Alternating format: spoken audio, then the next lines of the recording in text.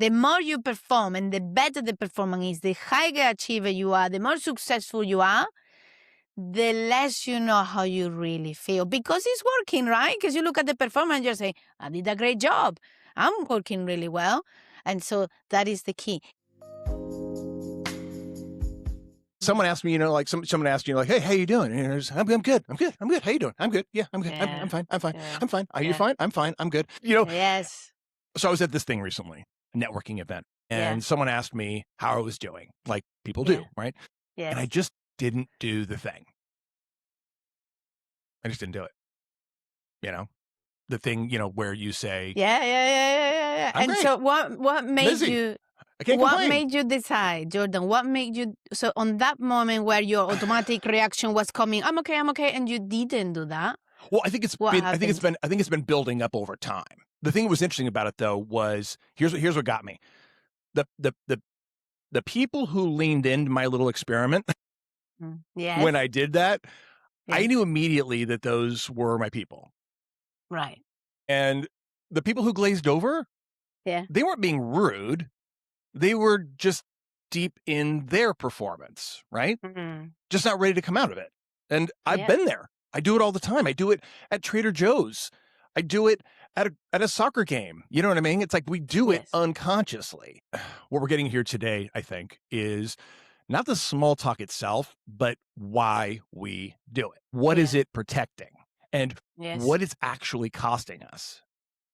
So I guess, you said, why did I decide to do it? Is that what you said, Miriam? Yes. And At that point in time, right?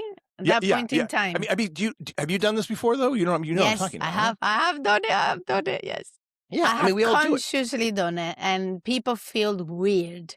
People don't expect that you're gonna give it an authentic response. Yeah. What are you doing? Getting real. Right? Exactly. It's, oh my it's God. unsettling. I love. One of the things I love the most to do in this world is to break people's schemes. To break say it again? people's schemes. I love your accent, and sometimes I have to have you repeat this. Yeah. Please do. You know, to break people, worlds, realities, ideas, and their way of communicating and behaving all the time. And there I go, and I say, look at this. You've never seen something like this before. Such as, for example, behaving in a weird way. Such as if you ask me, how are you? And I tell you, I'm actually not good today. Right. I mean, for example, if I said, Miriam, how you doing right now? What would you say to me? Now, obviously, this is not a normal circumstance. We've already kind of set this up. But I mean, right now, before we got on this, how are you feeling? Excited. Okay. Now, here's it. It's that answer you give most people if they asked you that. What's the answer you would give most people? To be honest, it depends on how I feel, because when you ask me, I'm going to actually connect with my body and I'm going to say, what's the feeling I'm having right now? When you ask me how I am, are you asking me how I am physically? I'm here standing in front of you. Or are you asking me how I feel inside? Because nobody asks how you feel. They ask, how are you? And they don't actually mean to know how you are. No, nobody really wants to know. Nobody actually really wants to know. They don't have time to hear your answer. And again, we're being a little bit broad strokes. It's a little broad strokes. And honestly, sometimes I don't really want to know because we have lives. And sometimes we just are busy, and I get that. And I get you're a rare bird in the fact that you're actually going to answer more authentically. But it's like us regular folks in the world going about our normal day, not doing a podcast about personal development. It's really about that when somebody asks you that question and it's unconscious. It's the gap. Right? Yeah. That's what this whole episode is about. It's that in-between moment between the question and the answer. That's kind of what I was hoping we would maybe dig into a little bit today. The myth of having it together. The myth of having it together. All together. All of it. And I absolutely love it, because I guess the core question I would ask is why so many people look fine on the outside. Yep. But they're struggling underneath. Totally. We coach a lot of people. high performers, right? People who are killing it on paper, right? And they know something is off, though. They're not in crisis. They're not falling apart, visibly. They're just tired in a way that they can't explain to anyone. Yeah. That's and Jordan, I think we would also say not just those that are killing it on paper, but also those that are surviving and functioning and hitting every box to have food on the table, a shelter, some relationships, and some health. And they're just going with their lives because that's what they were meant to do. And because that's what they've been taught to do and trained to do and pushed to do. Yeah, totally. And I think it's kind of what we're saying, you're trained, programmed, it's the performance of okayness. It's so socially rewarded that most high functioning or any people, right? Any people have completely lost the ability to tell the difference between actually being fine and just really good at looking fine. Yes. And what's the biggest question that I always say in every single episode is, how do we get to a point that we start to wake up? How do we get to a point that we say, okay, we are highly functioning here. We've got everything going on, the house, the wife, the car, the kids, the work, the friends, the social, the activities, the conferences, the meetings, and even wrote a book, if you will. Yeah. But where is that moment for that person to put some time, a little bit of time, into one practice only, which is pause and question inside. Nobody question anything inside. And that's why the myth of having it all together is you think you have it all, and yet it's not your script. And yet you're not happy inside, and you know it, but you don't want to look into it because it's scary, because you don't know what you're going to find. I'm actually coaching people right now on this topic. And it's fascinating to see how well they've performed in their lives and how successful they've been. But yet they are not feeling fulfillment. They are not feeling happiness in the more aligned sense of inside, because they are not connected to their feelings, because their feelings weren't useful when they are working in corporate or in any job, really. Right. In any job. Yeah. I mean, I kind of getting back to what I was saying. Also, small talk isn't shallow because people are shallow. It's a survival skill. I think that's kind of what we're saying. From pretty early on, I think we all learned that being actually fine matters less than appearing fine. Yeah. There's certain feelings that certain feelings inconvenient. That certain truths make humans kind of uncomfortable. So at least for myself, I got really good at managing my presentation. And the thing that nobody tells us is the better that we get at it, the more it gets rewarded. Yes. And people like the composed version. They promote the composed version. They marry the composed version. And at some point, you stop questioning whether the composed version is actually even you. And I think that's where that dissonance kind of comes in. For me, it started kind of early. Obviously, I think I've said in the other episode about being the golden child. The golden child doesn't get to not be fine. Being fine was part of a role. So my performance, it started way before I was old enough to even know that I was performing it. Right? I mean, that's how insidious it kind of is. And we kind of wake up one day and we're like, why do I feel like I'm not in my body, that I'm not me? Why do I feel disconnected? It's because we're not, like kind of what you're saying, Miriam. It's like we're not letting ourselves check in with ourselves because we weren't trained or taught that we could, or that it even was an option. No. And somewhere along the way, we learned that looking okay matters more than actually being okay. So as far as the EQ research is, you're more of a knowledgeable in this than I am.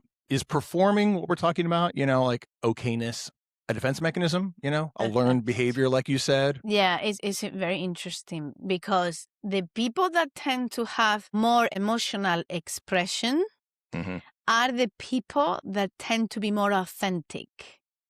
And the people that have less emotional expression, but more self-perception are living a more scripted life. Yeah. Right. And so when we do the assessment on emotional intelligence, it gives us where you are in how you see yourself, so self-perception. Yeah. How you express yourself. How do you express your feelings, and are you aware of them? Right. And 9 out of 10 people are very low in self-expression. They might be high on assertiveness. They might be good at saying no and giving their opinions, but they're not good at recognizing and expressing feelings and emotions. And if you don't express your feelings and your emotions, what are you doing? You are depressing them. You're suppressing them. Yeah, exactly. You're pushing them down. 20, 30 years later, you will be diagnosed with depression.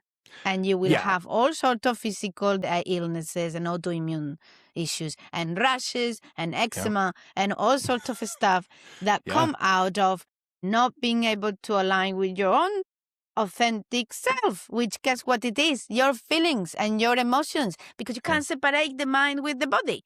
With the mind, meaning those emotions, the prefrontal cortex and the amygdala. So you can't separate that from the body.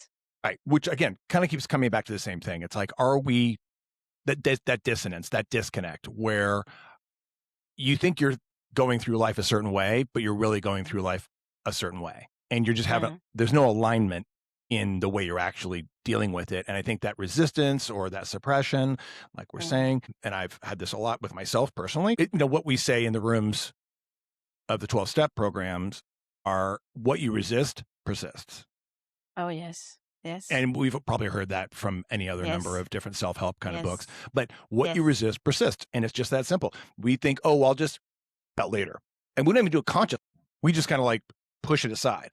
But it's not going anywhere. Here's what I personally, just as far as performing okayness, it works really great until it doesn't. And I like, for example, anybody who might be listening to this or watching this, you're going throughout your day and, you're being patient, you're being productive, you're being present, you're taking care of your job, your business, or for me, like I'm being a coach, I'm being professional, I'm doing my work on set as an actor, keeping it all together. And then I get home or I get in the car and I drive home and someone needs something from me. My wife, my children, and my tank's empty. And a version of me shows up that I didn't plan to show up. And I call it the kitchen at 7 p.m. It's just shorthand for that moment. It's like wherever it happens, like the car, after a call, before bed, the moment when all the tools that I have stop working and the real shit shows up. And this is really the uncomfortable part for, I think, a lot of us. That version of me that shows up at 7 p.m., it's not a malfunction. It's actually the most honest data I have about where I really am. Yeah. It's where I actually get to kind of wake up to, oh, this is how I feel. I feel dysregulated. I feel anxious. I feel overwhelmed. But I've just been like so good at sliding it to the side. And this is when I'm obviously not particularly on my game. Obviously, you and I spent a lot of time using tools and practices and talking to our coach and things like that, right? To kind of manage this. But there may be people who are listening to this who are like, what do I do about that? How do I deal with that? And I don't know. What do you think? Well, that would be, if someone is really asking, how do I deal with that? Then I would say, thank God you've done 50% of the work already. Yeah. Because the first thing it is, do you actually even realize what's happening here? Because we've normalized functioning as proof of wellness. You function, you are well. If you can work, if you can have the family, if you can get up and live your normal life, you are well. Mm-hmm. We've normalized it. So what happens is people are not told, nobody does it around them unless they're hearing someone talking about it, about actually looking inwards and connecting. I really like one of my clients. He used to describe it as, I know there is something in there, but I don't know what it is. I just know there is something in my chest that wants to come out. Yeah. I describe it like an alien, right? That really pushing out the body, no? Yeah. But he doesn't have a clue what it is. But what's the biggest thing here? He feels it. He knows it's there. And so if you know you've got something in there, thank God you've done 50% of the work already. Yeah. Just acknowledging that there's something there that feels off. Yeah, just start there. Yes. Yeah, and you and I have talked about IFS, internal family systems. Dr. Richard Schwartz. Highly, highly, highly, highly, highly recommend, because it kind of speaks to what you're saying, is like that little something gnawing feeling, that something that's, it's right here. It's right here. It's right in the back of my neck. Oh no, it's right in my it's right in my gut. Oh, it's right in my, wherever it is. Our body is communicating with us all the time. It's just a question of whether or not we're actually listening to it or just treating it by self-medicating, right? Which is what 100%. a lot of us, that's what we'll do. But it's costing us something. It's costing us something. It's not dramatic though at first. That's the thing nobody tells you. It's not always a breakdown. It's more like a slow leak. Yes. You don't notice until one day when you're somewhere and you realize you haven't actually done anything or said anything real in months. You haven't really identified and connected with really who you are, or you're with your kids, your wife, or your husband, and you're physically present, but you're actually somewhere else. Or someone asks you how you actually are, and you open your mouth and you generally don't even know. Yeah. That's what it costs, I think. It's not a crisis. It's just gradually disappearing. Yeah, and it can also be a crisis, Jordan. As well, ultimately it will become a crisis, I think. That's what I'm saying, though. But I think what I'm saying, what you said earlier, it's if we're functioning, then we're okay, right? Yes, that's the proof of wellness. It's not sustainable, and if it keeps going for long enough, I agree with you, and I've seen it. You and I've both seen it. It does end up in a breakdown. It does end up in a crisis. It can end up in a crisis if it's not addressed. I completely agree with that. Yeah. Yeah, and it can be an emotional crisis, depression, anxiety, any other issues, insomnia, for not being able to sleep or anything. Or it can be a physical crisis. It can be, why do I have this pain here in my back? Obviously, if you've been sat all day, you will have it. But if you just suddenly start having pain in the joints or rashes, eczema, or any issues that the body is telling you, I'm not happy, I'm not comfortable. And, I was just telling you about my client that feel that thing inside. The way he described it is a bit of anxiety, he says. A little bit of a stress. And then he says, but, stress is normal. We have stress everywhere. And then again, we've normalized the stress as a normal thing. As any job is stressful. Any situation can be stressful. Yeah. No. Doesn't have to be. I mean, again, I think what we're saying though is our body is gathering data. It's analyzing that data. It's giving us that information. Not all of it's necessarily true. And then we either process it or don't process it. But over time, without us addressing it, we're going to pop eventually. And that's what I think that we're talking about. We want to be able to, so I guess here's the question, I guess. What do you and I have done, or what do we say to our clients or anybody who's listening to this right now? Like what's like an honest move that might shift this in another direction, right? Because somebody wants to listen to this and hopefully take something away. I don't know. But I mean, here's what I want to be clear about. I'm not talking about, like blowing up your life. That's not what we're suggesting. I'm not talking about radical honesty at every dinner party. There's a time and a place. I think we're just talking about one small, honest move. What do you think about that? It's a question.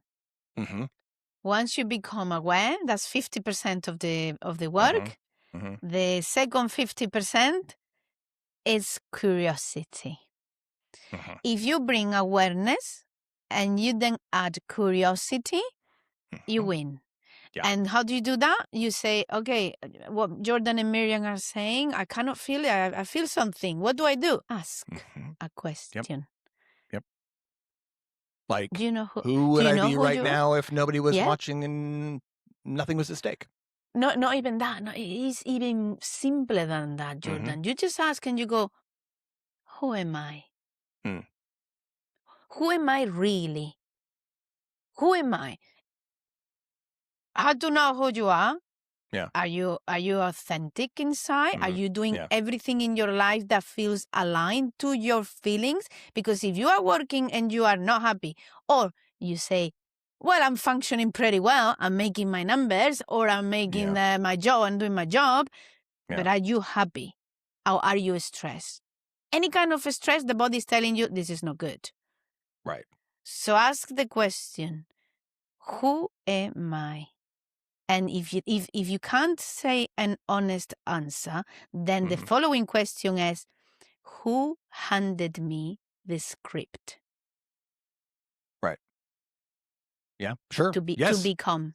So that is one option that somebody can consider. Obviously, is one step, and I say this a lot as well to myself, to clients as well. Is throughout the day, if this is a new concept, like there are people who are listening right now who might be like, "Oh yeah, I know exactly what they're talking about." But if you're not, and you're like, "I've never thought about this," the first thing I would recommend, rather than trying to like again solve it all in one day, is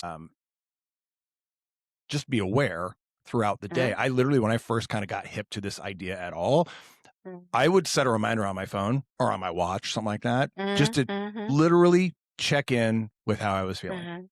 And literally really just get present to how I was feeling. And if it was, the answer was, I'm overwhelmed. Or if the answer was, I'm anxious. Or if the answer was, I'm irritated. Whatever it was, right? I would then say, what am I thinking about? They're usually correlated, right? And if I'm thinking about, oh my God, that deal's not going to go through because I didn't negotiate enough, I'm leaving money on the table. It's like I start to go into that kind of doom spiral potentially. Again, this is just an example. Then the other question would be, is what I'm actually thinking the truth? Is it fundamentally true? Now, that's a long string of steps. The first step, kind of what you and I are saying, is just start with, how am I feeling right now? Just start with that. Just start with that for the week. Just that is like the awareness, the curiosity we're talking about. Just start there and build on that. That's what I would say. I think it's what that we're both saying. Yeah. Yeah. Both work. Okay. So it's great to say, okay, let's set up a reminder to actually connect with my feelings. Can I do that? So that's what you're suggesting. And what I'm suggesting is actually get a little bit of reflective time. You can call it meditation time. You can call it quiet time. Sit down on your own and ask the question, do I know who I am? And then separate. That's a long conversation. Separate that, But this is the key. Separate do I know who I am? Separate that from the performance that I am doing in my life. Is that performance really aligned to who I am? What does that performance cost? Exhaustion, loneliness, disconnection, burnout, stress, relationships that are superficial, right? The more convincing the performance is, the less known we feel. The more you perform and the better the performance is, the higher achiever you are, the more successful you are, the less you know how you really feel. Because it's working, right? Because you look at the performance, you say, I did a great job. I'm working really well. And so that is the key. It's what is that performance costing you? And are we rewarding the proof of well-being, or are we just very good at masking? Yeah. Yeah. I mean, I think kind of as far as like getting us to this part of the podcast where we kind of talk about what we notice, right? Yes. If any part of this conversation made you slightly uncomfortable, good. It's like that's not us being provocative. It's really the gap between our public self and our private reality saying hello, right? It's like we want to connect with that, our true self, whatever that is. And I think that it's a little daunting because most of us just aren't really familiar with our true self because we're so used to the performance. And I'm speaking for myself in this regard. Yeah, you even more because you're an actor. You're performing all day long. I'm really good. Yeah. For me, I think is now you notice that what looked like a strength and high performance, high functioning, may have just been survival, an adaptation to the environment, to the script that you were handed. Yeah. So if this landed for anybody listening today, and our invitation is just to send it to someone in your life who is maybe performing okayness a little bit too well right now. And they'll know maybe why you sent it. I don't know. Maybe it'll irritate them. Invitation. Share it with them. And if you think you are performing, the tools that we just mentioned, as well as get a life coach. Yes. Get someone that can guide you through the process, honestly. Not just read books and ask yourself the question and meditate, but actually get a professional. Like I have my own coach that has guided me through when I was discovering. And at the end of the day, Jordan, you know what this is? This is the middle life crisis that everybody talks about. It's a middle life crisis in 30, 40, 50s. You're realizing, what is this now? It's like, oh, by the way, who am I after all of this time, right? Yeah. So that's people go up to the Himalayas to find themselves, right? Exactly. It's like, you're right there. You're right there. Yeah. So if you can, get a life coach to help you with this. Otherwise, try to pause, reflect, and connect with your emotions and ask questions. Awareness and curiosity. Yeah. All right. Well, we'll see you on the next episode. Take care of yourselves, guys. Yes. Thank you very much. And I will see you on the next one, which is going to be very interesting as well. It's going to be about kids, about what parenting. Kids are teaching us. Yeah. Excellent. Stick around. Okay. Take care and bye-bye.